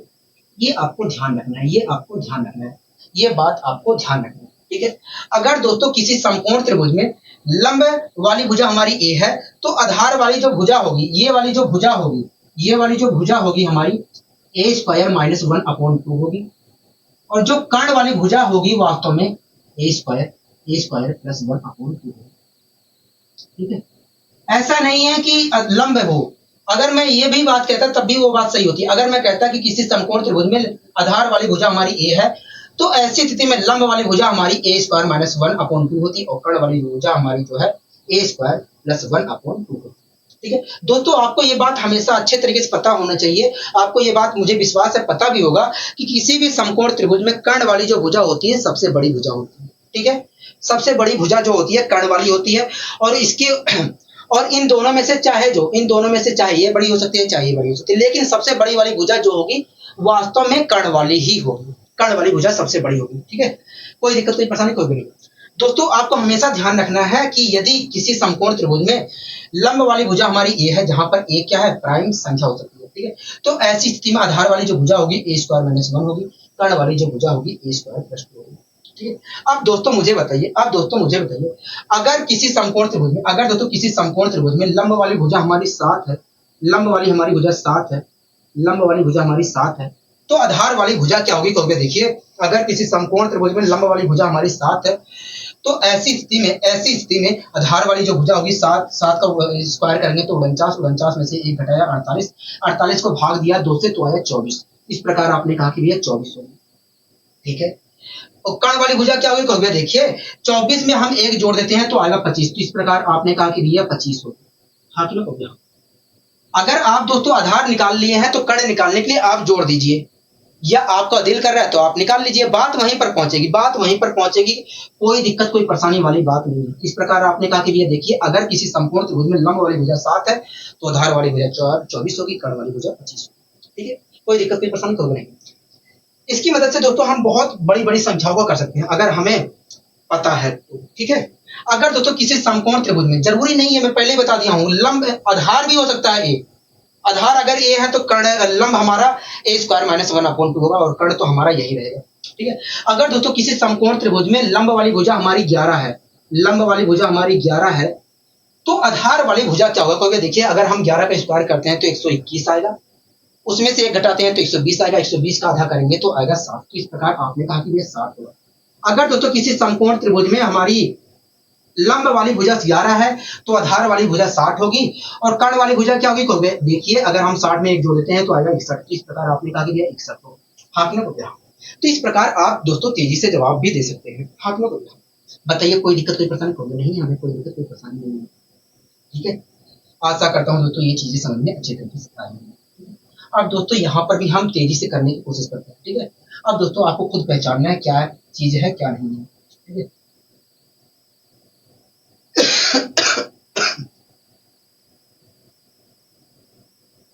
यहां तक चीजें क्लियर है, कहोगे हाँ यहाँ तक चीजें क्लियर है, यहाँ तक चीजें क्लियर है। मैंने कहा बहुत अच्छे, मैंने कहा बहुत अच्छे, ठीक है। अब दोस्तों एक चीज मैं आपको और समझाने की यहाँ पर कोशिश करता हूँ, ठीक है। आपको वो चीज ध्यान में रखना है क्योंकि उस चीज के ऊपर अक्सर क्वेश्चन बनते रहते हैं, उसके बाद हम और चीजें यहाँ पर सीखने की कोशिश करते हैं। अगर दोस्तों किसी समकोण त्रिभुज में लंब वाली भुजा हमारी ए स्क्वायर माइनस 2 है, ए स्क्वायर माइनस बी स्क्वायर है, ए स्क्वायर माइनस बी स्क्वायर है। अगर दोस्तों किसी समकोण त्रिभुज में हमारी लंब वाली भुजा ए स्क्वायर माइनस बी स्क्वायर है, जरूरी नहीं है, आधार वाली भुजा भी हमारी ए स्क्वायर माइनस बी स्क्वायर हो सकती है, ठीक है। मैं पहले ही बता दे रहा हूँ। अगर दोस्तों किसी समकोण त्रिभुज में हमारी लंब वाली भुजा ए स्क्वायर माइनस बी स्क्वायर है और हमारी आधार वाली भुजा 2ab है, 2AB है, ठीक है। तो ऐसी स्थिति में दोस्तों कर्ण वाली जो भुजा होगी वास्तव में ए स्क्वायर प्लस बी स्क्वायर होगा, ए स्क्वायर प्लस बी स्क्वायर होगा, ठीक है। ये बात आपको ध्यान रखना है, आपको हमेशा ध्यान रखना है कि यदि किसी समकोण त्रिभुज में आधार कर्ण वाली भुजा ए स्क्वायर प्लस बी स्क्वायर है और आधार वाली भुजा लंब वाली भुजा हमारी ए स्क्वायर माइनस बी स्क्वायर है, तो आधार वाली भुजा 2AB होगी। दूसरी भाषा में आपको याद रखना है कि यदि हमारी लंब वाली भुजा ए स्क्वायर माइनस बी स्क्वायर है, आधार वाली भुजा हमारी 2AB है, तो कर्ण वाली भुजा ये होगी। तीसरी भाषा में आपको याद रखना है कि यदि हमारी आधार कर्ण वाली भुजा ए स्क्वायर प्लस बी स्क्वायर है और आधार वाली भुजा 2AB है, तो लंब वाली भुजा हमारी ए स्क्वायर माइनस बी स्क्वायर होगी। अगर आप यहाँ पर निकालने की कोशिश भी करते हैं लंब और आधार, लंब हमारा क्या है, कहोगे ए स्क्वायर माइनस बी स्क्वायर है और आधार क्या है, कहोगे 2AB है। अगर आप इन दोनों की मदद से निकालने की कोशिश भी करते हैं तो आपका कर्ण वाली भुजा यही आएगी, ठीक है। तो ये आपको ध्यान रखना, अगर ये आप ध्यान रखते हैं क्योंकि इसके ऊपर बहुत अच्छे अच्छे क्वेश्चन बनते हैं, अगर आपको ध्यान रहता है तो आप तेजी से उन क्वेश्चनों का जवाब देकर आप छुट्टी पा सकते हैं, ठीक है। कोई दिक्कत कोई परेशानी कहोगे नहीं, हमें कोई दिक्कत कोई परेशानी नहीं है, हमें यहाँ तक कोई दिक्कत कोई परेशानी नहीं है, ठीक है। हमें यहाँ तक कोई दिक्कत कोई परेशानी नहीं है, बहुत अच्छी। अगर यहाँ तक आपको दिक्कत कोई परेशानी नहीं है, अब आगे दोस्तों हम कुछ और सीखने की कोशिश करते हैं। दोस्तों आपको क्या पता है, दोस्तों आपको क्या पता है कि किसी समकोण त्रिभुज में 2 लंब होते हैं, 2 आधार होते हैं, कहो भैया हमें पता है।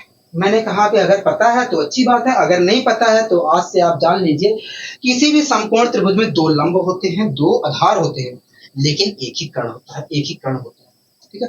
दोस्तों आपको हमेशा ये ध्यान रखना है कि किसी भी समकोण त्रिभुज में 2 लंब होते हैं, 2 ही आधार होते हैं, एक कर्ण होता है।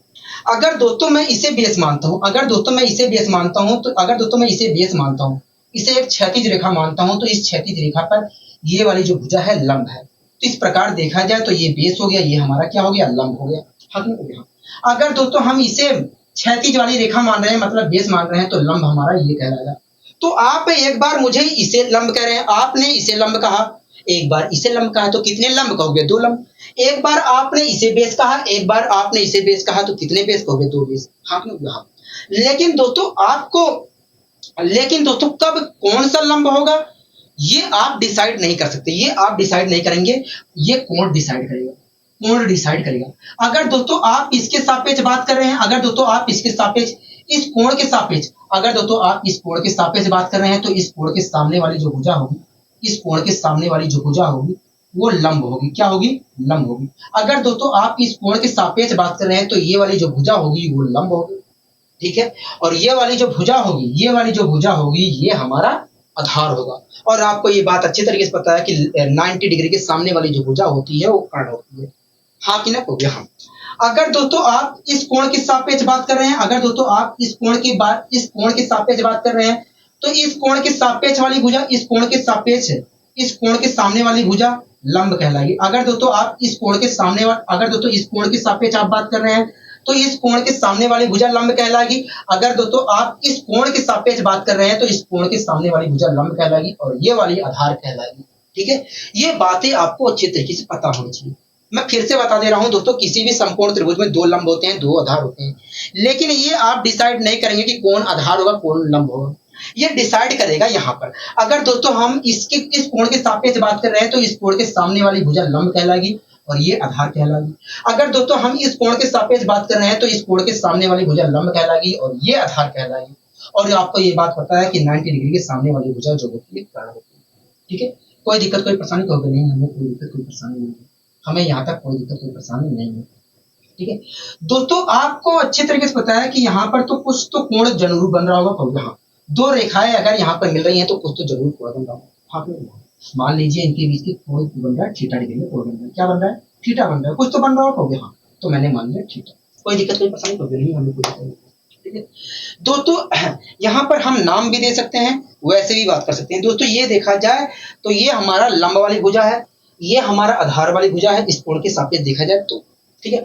ये लंब वाली भुजा है, ये आधार वाली भुजा है, ये क्या है, कर्ण वाली भुजा है, हाँ ना, तो यहाँ यहाँ तक आप मेरी बात से सहमत है, तो हाँ हम आपकी बात से यहाँ तक सहमत है। मैंने कहा ठीक।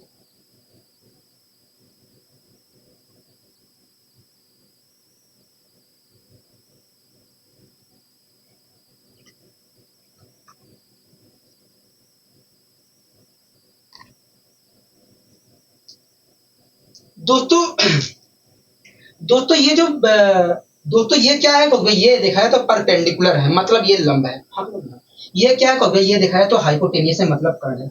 ये क्या है कहोगे, ये दिखा है तो बेस है मतलब आधार है। हाँ कहोगे हाँ। दोस्तों ये दोस्तों लंब क्या है कहोगे, पी है। आधार और कर्ण क्या है कहोगे, एच है। दोस्तों लंब और आधार के, दोस्तों लंब और कर्ण के अनुपात को, दोस्तों लंब क्या है कहोगे, पी है। कर्ण क्या है कहोगे, एच है। दोस्तों लंब और कर्ण के अनुपात को वास्तव में हम साइन थीटा कहते हैं। क्या कहते हैं, साइन थीटा कहते हैं। दोस्तों त्रिकोणमिति के कुल मिलाकर 6 फलन होते हैं। एक होता है साइन, एक होता है साइन, एक होता है कोस, एक होता है टेन, एक होता है कोसेक, एक होता है सेक, एक होता है कोट। ठीक है दोस्तों, यहां पर देखा जाए तो ये क्या है, लंब है, ये क्या है, आधार है, ये क्या है, कर्ण है। दोस्तों समकोण त्रिभुज के लंब और कर्ण के अनुपात को हम वास्तव में साइन थीटा कहते हैं। क्या कहते हैं, साइन थीटा कहते हैं। क्या कहते हैं दोस्तों, साइन थीटा कहते हैं। तो दोस्तों आपको हमेशा ध्यान रखना है कि साइन थीटा बराबर जो होता है वो लंब बटे कर्ण होता है। क्या होता है, लंब बटे कर्ण होता है। ये बात आपको हमेशा ध्यान रखनी है और बहुत ही ज्यादा इंपॉर्टेंट बात है। ठीक है, बहुत ही ज्यादा इंपॉर्टेंट बात। ठीक है, आपको हमेशा ध्यान रखना है कि साइन थीटा बराबर जो होता है लंब बटे कर्ण होता है। क्या होता है, लंब बटे कर्ण होता है।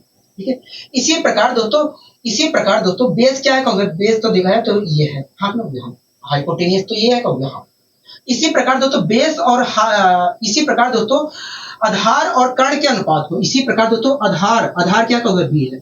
इसी प्रकार दोस्तों आधार और कर्ण के अनुपात को हम कोस थीटा कहते हैं। क्या कहते हैं, कोस थीटा कहते हैं। तो आपको ये भी बात ध्यान रखना है कि इसी प्रकार आपको ये भी बात ध्यान रखना है कि कोस थीटा बराबर जो होता है, कोस थीटा बराबर जो होता है वो बेस अपॉन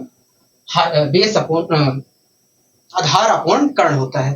पहला आपको याद रखना है कि साइन थीटा बराबर होता है लंब बटे कर्ण। क्या होता है, लंब बटे कर्ण होता है। और कोस थीटा बराबर होता है आधार बटे कर्ण होता है। क्या होता है, आधार बटे कर्ण होता है। ये बातें आपको ध्यान रखनी है। ठीक है, इसके ऊपर डायरेक्ट क्वेश्चन आएगा और आपको जवाब देना रहेगा। ठीक है, कोई दिक्कत यहाँ तक होगी नहीं, हमें यहाँ तक कोई दिक्कत कोई परेशानी नहीं है। इसी प्रकार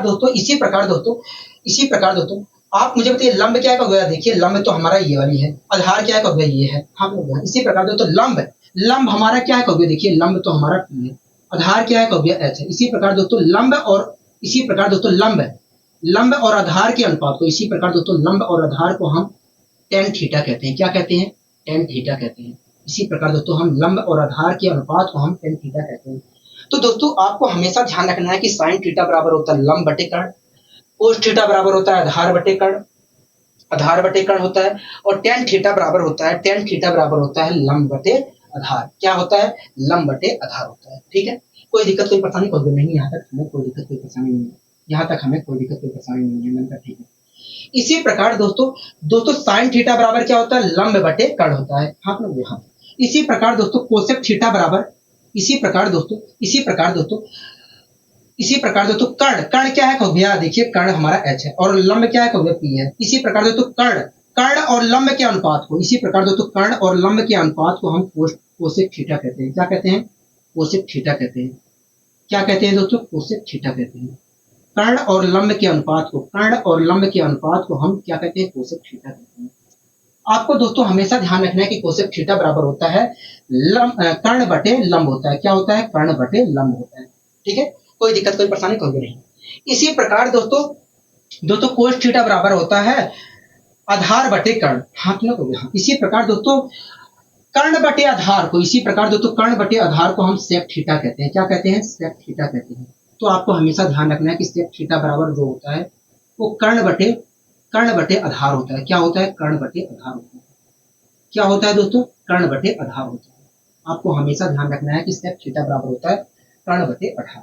ठीक है, इसी प्रकार दोस्तों टेन थीटा बराबर क्या होता है, देखिए बेस अपॉन कर्ण थीटा बराबर होता है लंब बटे आधार। हाँ ठीक है, इसी प्रकार दोस्तों बेस अपॉन इसी प्रकार दोस्तों आधार और लंब के अनुपात को हम कोट थीटा कहते हैं। क्या कहते हैं, कोट थीटा कहते हैं। तो आपको हमेशा ध्यान रखना है कि कोट थीटा बराबर होता है आधार बटे लंब। क्या होता है, आधार बटे लंब होता है। ठीक है, तो दोस्तों ये चीजें, ये 6 फलन त्रिकोणमिति की, ये जो 6 फलन है इसके बारे में आपको अच्छे तरीके से पता होना चाहिए, इसके बारे में अच्छे तरीके से आपको पता होना चाहिए। आपको हमेशा ध्यान रखना है कि साइन थीटा बराबर होता है लंब बटे कर्ण, कोस थीटा बराबर होता है आधार बटे कर्ण, टेन थीटा बराबर होता है लंब बटे आधार होता है।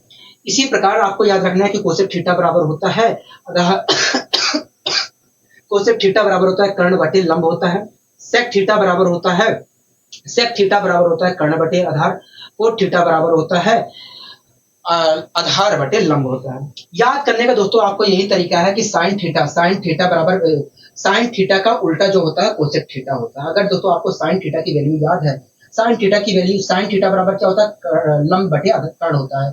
इस प्रकार दोस्तों कोसेक थीटा देखा जाए तो इसका उल्टा ही है, हाँ यहाँ साइन थीटा का उल्टा ही लिखा है।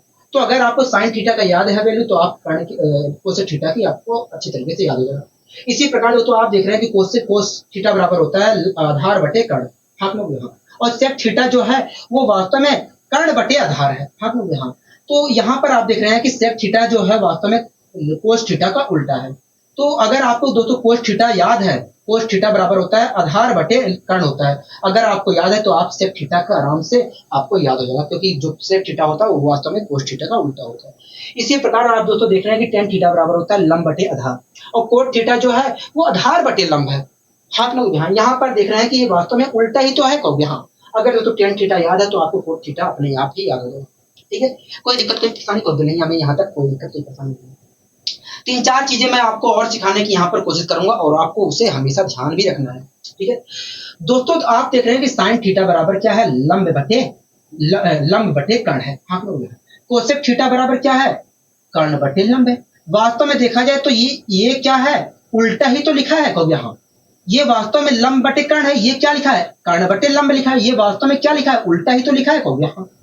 तो इस प्रकार हम कह सकते हैं कि भैया साइन थीटा जो है इस प्रकार हम कह सकते हैं कि भैया जो कोसेक थीटा है वो साइन थीटा का उल्टा है, आप लोग यहाँ। इस प्रकार हम कह सकते हैं कि भैया साइन कोसेक थीटा जो है साइन थीटा का उल्टा है, या कोसेक थीटा का उल्टा साइन थीटा है, हम लोग यहाँ। अगर दोस्तों साइन थीटा और कोसेक थीटा एक दूसरे के उल्टे हैं मतलब व्युत्क्रम है, तो साइन थीटा और कोसेक थीटा के मल्टीप्लीकेशन एक होगा। मैंने अलजेब्रा वाले चैप्टर में आपको अच्छी तरीके से बताया है, आप लोग यहाँ। दो विपरीत चीजों का मल्टीप्लीकेशन हमेशा एक होता है, दो व्युत्क्रम चीजों का मल्टीप्लीकेशन हमेशा एक होता है। अगर दोस्तों साइन थीटा और कोसेक थीटा एक दूसरे के उल्टे हैं तो साइन थीटा और कोसेक थीटा का मल्टीप्लीकेशन जो होगा वो एक होगा, हाँ कि ना बोलिए हाँ। साइन थीटा और कोसेक थीटा का मल्टीप्लीकेशन जो होगा एक होगा। ऐसा दोस्तों इसलिए क्योंकि एक दूसरे के ये उल्टे होते हैं, ठीक है दोस्तों। इसके ऊपर भी क्वेश्चन बनता है, तो आपको ये ध्यान रखना है कि साइन थीटा और कोसेक थीटा का मल्टीप्लीकेशन जो होता है एक होता है, ठीक है। यहां तक आप मेरी बात से सहमत है कहोगे हाँ। दोस्तों आप देख रहे हैं कोस थीटा बराबर जो होता है आधार बटे कर्ण होता है, हाँ क्यों। और सेक थीटा क्या लिखा है वास्तव में ठीक इसका उल्टा ही तो लिखा है कहोगे हाँ। अगर दोस्तों ठीक इसका उल्टा ही सेक थीटा है तो हम कह सकते हैं कि भैया सेक थीटा जो है वास्तव में कोस थीटा का उल्टा है, हम लोग। मतलब देखा जाए तो कोस थीटा जो है सेक थीटा का उल्टा है, या सेक थीटा वास्तव में कोस थीटा का उल्टा है। मतलब कोस थीटा और सेक थीटा एक दूसरे के व्युत्क्रम है। अगर दोस्तों कोस थीटा और सेक थीटा एक दूसरे के व्युत्क्रम है तो इनका मल्टीप्लीकेशन क्या होगा एक होगा। तो आपको हमेशा ध्यान रखना है कि कोस थीटा और सेक थीटा का मल्टीप्लीकेशन जो होता है वो एक होता है। क्या होता है एक होता है, क्या होता है एक होता है। ये आपको हमेशा ध्यान रखना है, इसके ऊपर भी क्वेश्चन बनते हैं, ठीक है। इसी प्रकार दोस्तों टेन थीटा और कोट थीटा भी एक दूसरे के उल्टे होते हैं, व्युत्क्रम होते हैं। इसलिए दोस्तों टेन थीटा और कोट थीटा का मल्टीप्लीकेशन जो होगा वो एक होगा, ठीक है। क्या होगा एक होगा। तो ये दोस्तों तीन रिजल्ट मैंने आपके सामने और निकाल के रख दिए हैं, तो आपको दोस्तों ये याद रहना चाहिए, ठीक है। आपको याद होना चाहिए कि ये साइन थीटा और कोसेक थीटा का मल्टीप्लीकेशन एक होता है, कोस थीटा और सेक थीटा का मल्टीप्लीकेशन एक होता है, टेन थीटा और कोट थीटा का मल्टीप्लीकेशन एक होता है। याद करने वाली कोई चीज नहीं है, आपको तो ये अच्छी तरीके से पता होना चाहिए कि भैया साइन थीटा और कोसेक थीटा एक दूसरे के व्युत्क्रम होते हैं। जब व्युत्क्रम होते हैं तो मल्टीप्लीकेशन एक होगा। टेन थीटा और कोट थीटा एक दूसरे के व्युत्क्रम होते हैं, जब व्युत्क्रम होते हैं तो इनका मल्टीप्लीकेशन भी एक होगा। इसी प्रकार कोस थीटा और सेक थीटा एक दूसरे के व्युत्क्रम होते हैं, जब व्युत्क्रम होते हैं तो इनका मल्टीप्लीकेशन भी एक होगा। ये बातें आपको ये अच्छे तरीके से याद होना चाहिए, ठीक है दोस्तों। साइन थीटा और कोसेक थीटा का मल्टीप्लीकेशन एक है, हाँ यहाँ। अगर मैं यहाँ से साइन थीटा की वैल्यू निकालता हूँ तो साइन थीटा की वैल्यू क्या निकल कर आएगी, तो देखिए साइन थीटा की वैल्यू निकल कर आएगी 1/कोसेक थीटा, क्या निकल कर आएगी 1 अपॉन कोसेक थीटा। हाँ यहाँ तो दोस्तों यहाँ से एक सूत्र और बन जाता है। आपको हमेशा ध्यान रखना है कि साइन थीटा बराबर होता है 1 अपॉन कोसेक थीटा। क्या 1 अपॉन कोसेक थीटा होता है, ये बात आपको ध्यान रखना है। ठीक है दोस्तों, जिस प्रकार हमने साइन थीटा की वैल्यू निकाली है उस प्रकार हम यहाँ से कोसेक थीटा की वैल्यू निकाल सकते हैं, कोसेक थीटा की वैल्यू निकाल सकते हैं। अगर हम कोसेक थीटा की वैल्यू निकालते हैं तो कोसेक थीटा बराबर 1 अपॉन साइन थीटा आएगा। ठीक है, तो आपको हमेशा ध्यान रखना है, आपको हमेशा ध्यान रखना है कि साइन थीटा बराबर होता है 1 अपॉन कोसेक थीटा। क्या होता है 1 अपॉन कोसेक थीटा होता है, और कोसेक थीटा बराबर होता है 1 अपॉन साइन थीटा होता है। कोई दिक्कत कोई परेशानी कोई नहीं, यहाँ तक तो हमें अच्छे तरीके से समझ में चीजें आ गई हैं, यहाँ तक तो हमें अच्छे तरीके से चीजें समझ में आ गई हैं। मैंने कहा ठीक है, मैंने कहा ठीक है। अगर दोस्तों आपको अच्छे तरीके से पता है कि कोस थीटा और सेक थीटा का मल्टीप्लिकेशन एक होता है। अगर दोस्तों मैं यहाँ से कोस थीटा की वैल्यू निकालता हूँ तो कोस थीटा की वैल्यू क्या निकल कर आएगी, तो देखिए कोस थीटा की वैल्यू वास्तव में 1 अपॉन सेक थीटा निकल कर आएगी, 1 अपॉन सेक थीटा निकल कर आएगी। तो दोस्तों यहाँ से एक और फॉर्मूला बन जाता है कि कोस थीटा बराबर, आपको हमेशा ध्यान रखना है कि कोस थीटा बराबर होता है, आपको हमेशा ध्यान रखना है कि कोस थीटा बराबर 1 अपॉन सेक थीटा होता है। क्या होता है 1 अपॉन सेक थीटा होता है। ठीक है, अगर दोस्तों यहाँ से मैं सेक थीटा की वैल्यू निकालता हूँ तो सेक थीटा बराबर 1 अपॉन कोस थीटा आएगा। ठीक है, 1 अपॉन कोस थीटा आएगा। तो आपको हमेशा ध्यान रखना है, आपको हमेशा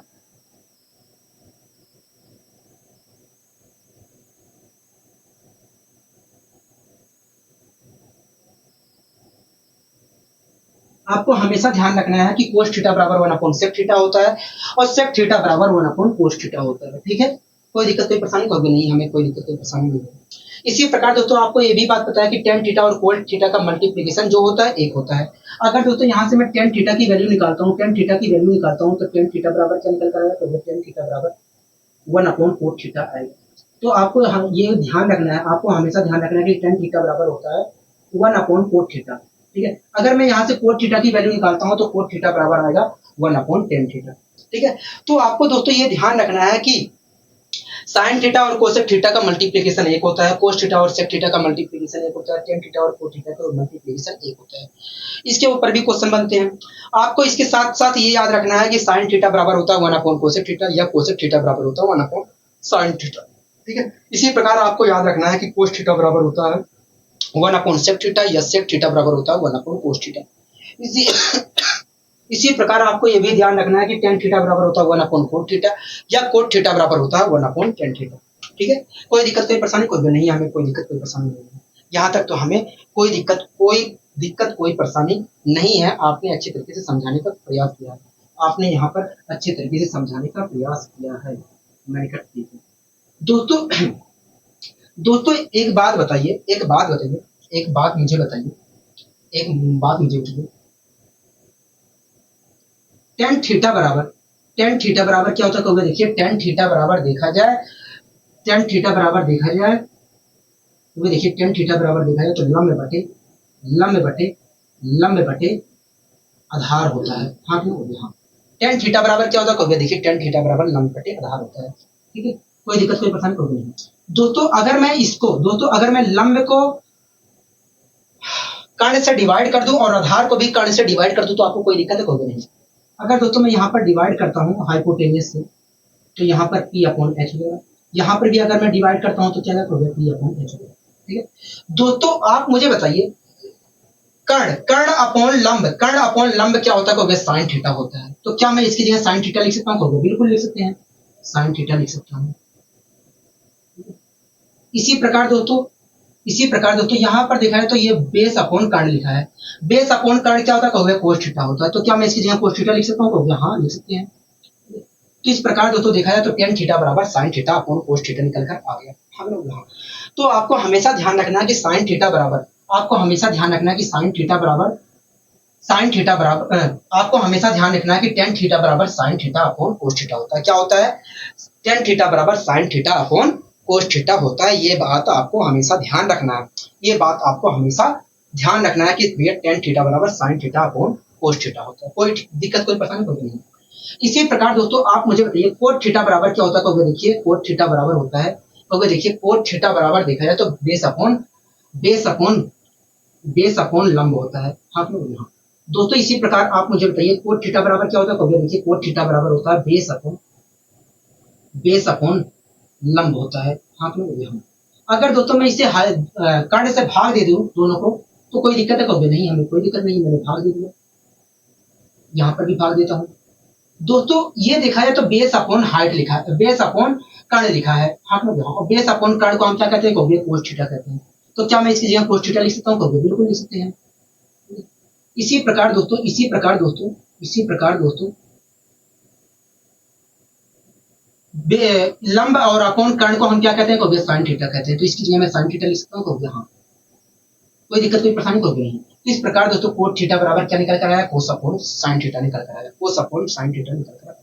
हाँ तो हाँ, तो दोस्तों आपको हमेशा ध्यान रखना है कि कोट थीटा बराबर होता है कोस अपॉन साइन थीटा। क्या होता है, कोस अपॉन साइन थीटा होता है। ठीक है, कोई दिक्कत कोई परेशानी कहोगे नहीं। आपको दोस्तों याद रखना है कि टेन थीटा बराबर होता है sine theta upon cos theta, और कोट थीटा बराबर होता है कोस अपॉन साइन थीटा। ठीक है, अगर दोस्तों आपको ये याद है टेन थीटा बराबर sine theta upon cos theta याद है, तो आपको कोट थीटा याद रखने की जरूरत नहीं होती है, क्योंकि दोस्तों टेन थीटा और कोट थीटा एक दूसरे के उल्टे होते हैं।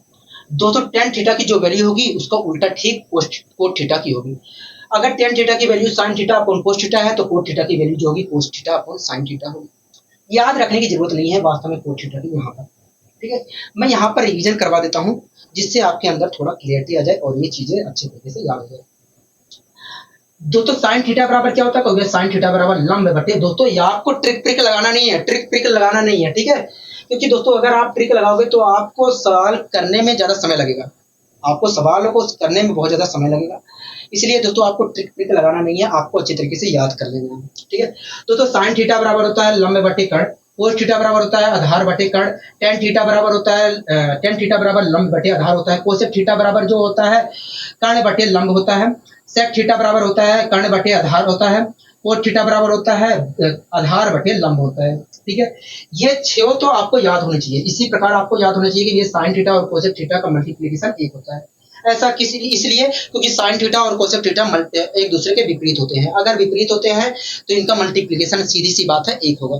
ठीक है, इसी प्रकार कोस थीटा और सेक थीटा का मल्टीप्लिकेशन एक होता है। ऐसा इसलिए क्योंकि कोस थीटा और सेक थीटा एक दूसरे के विपरीत होते हैं, जब विपरीत होते हैं तो इनका मल्टीप्लिकेशन भी एक होगा।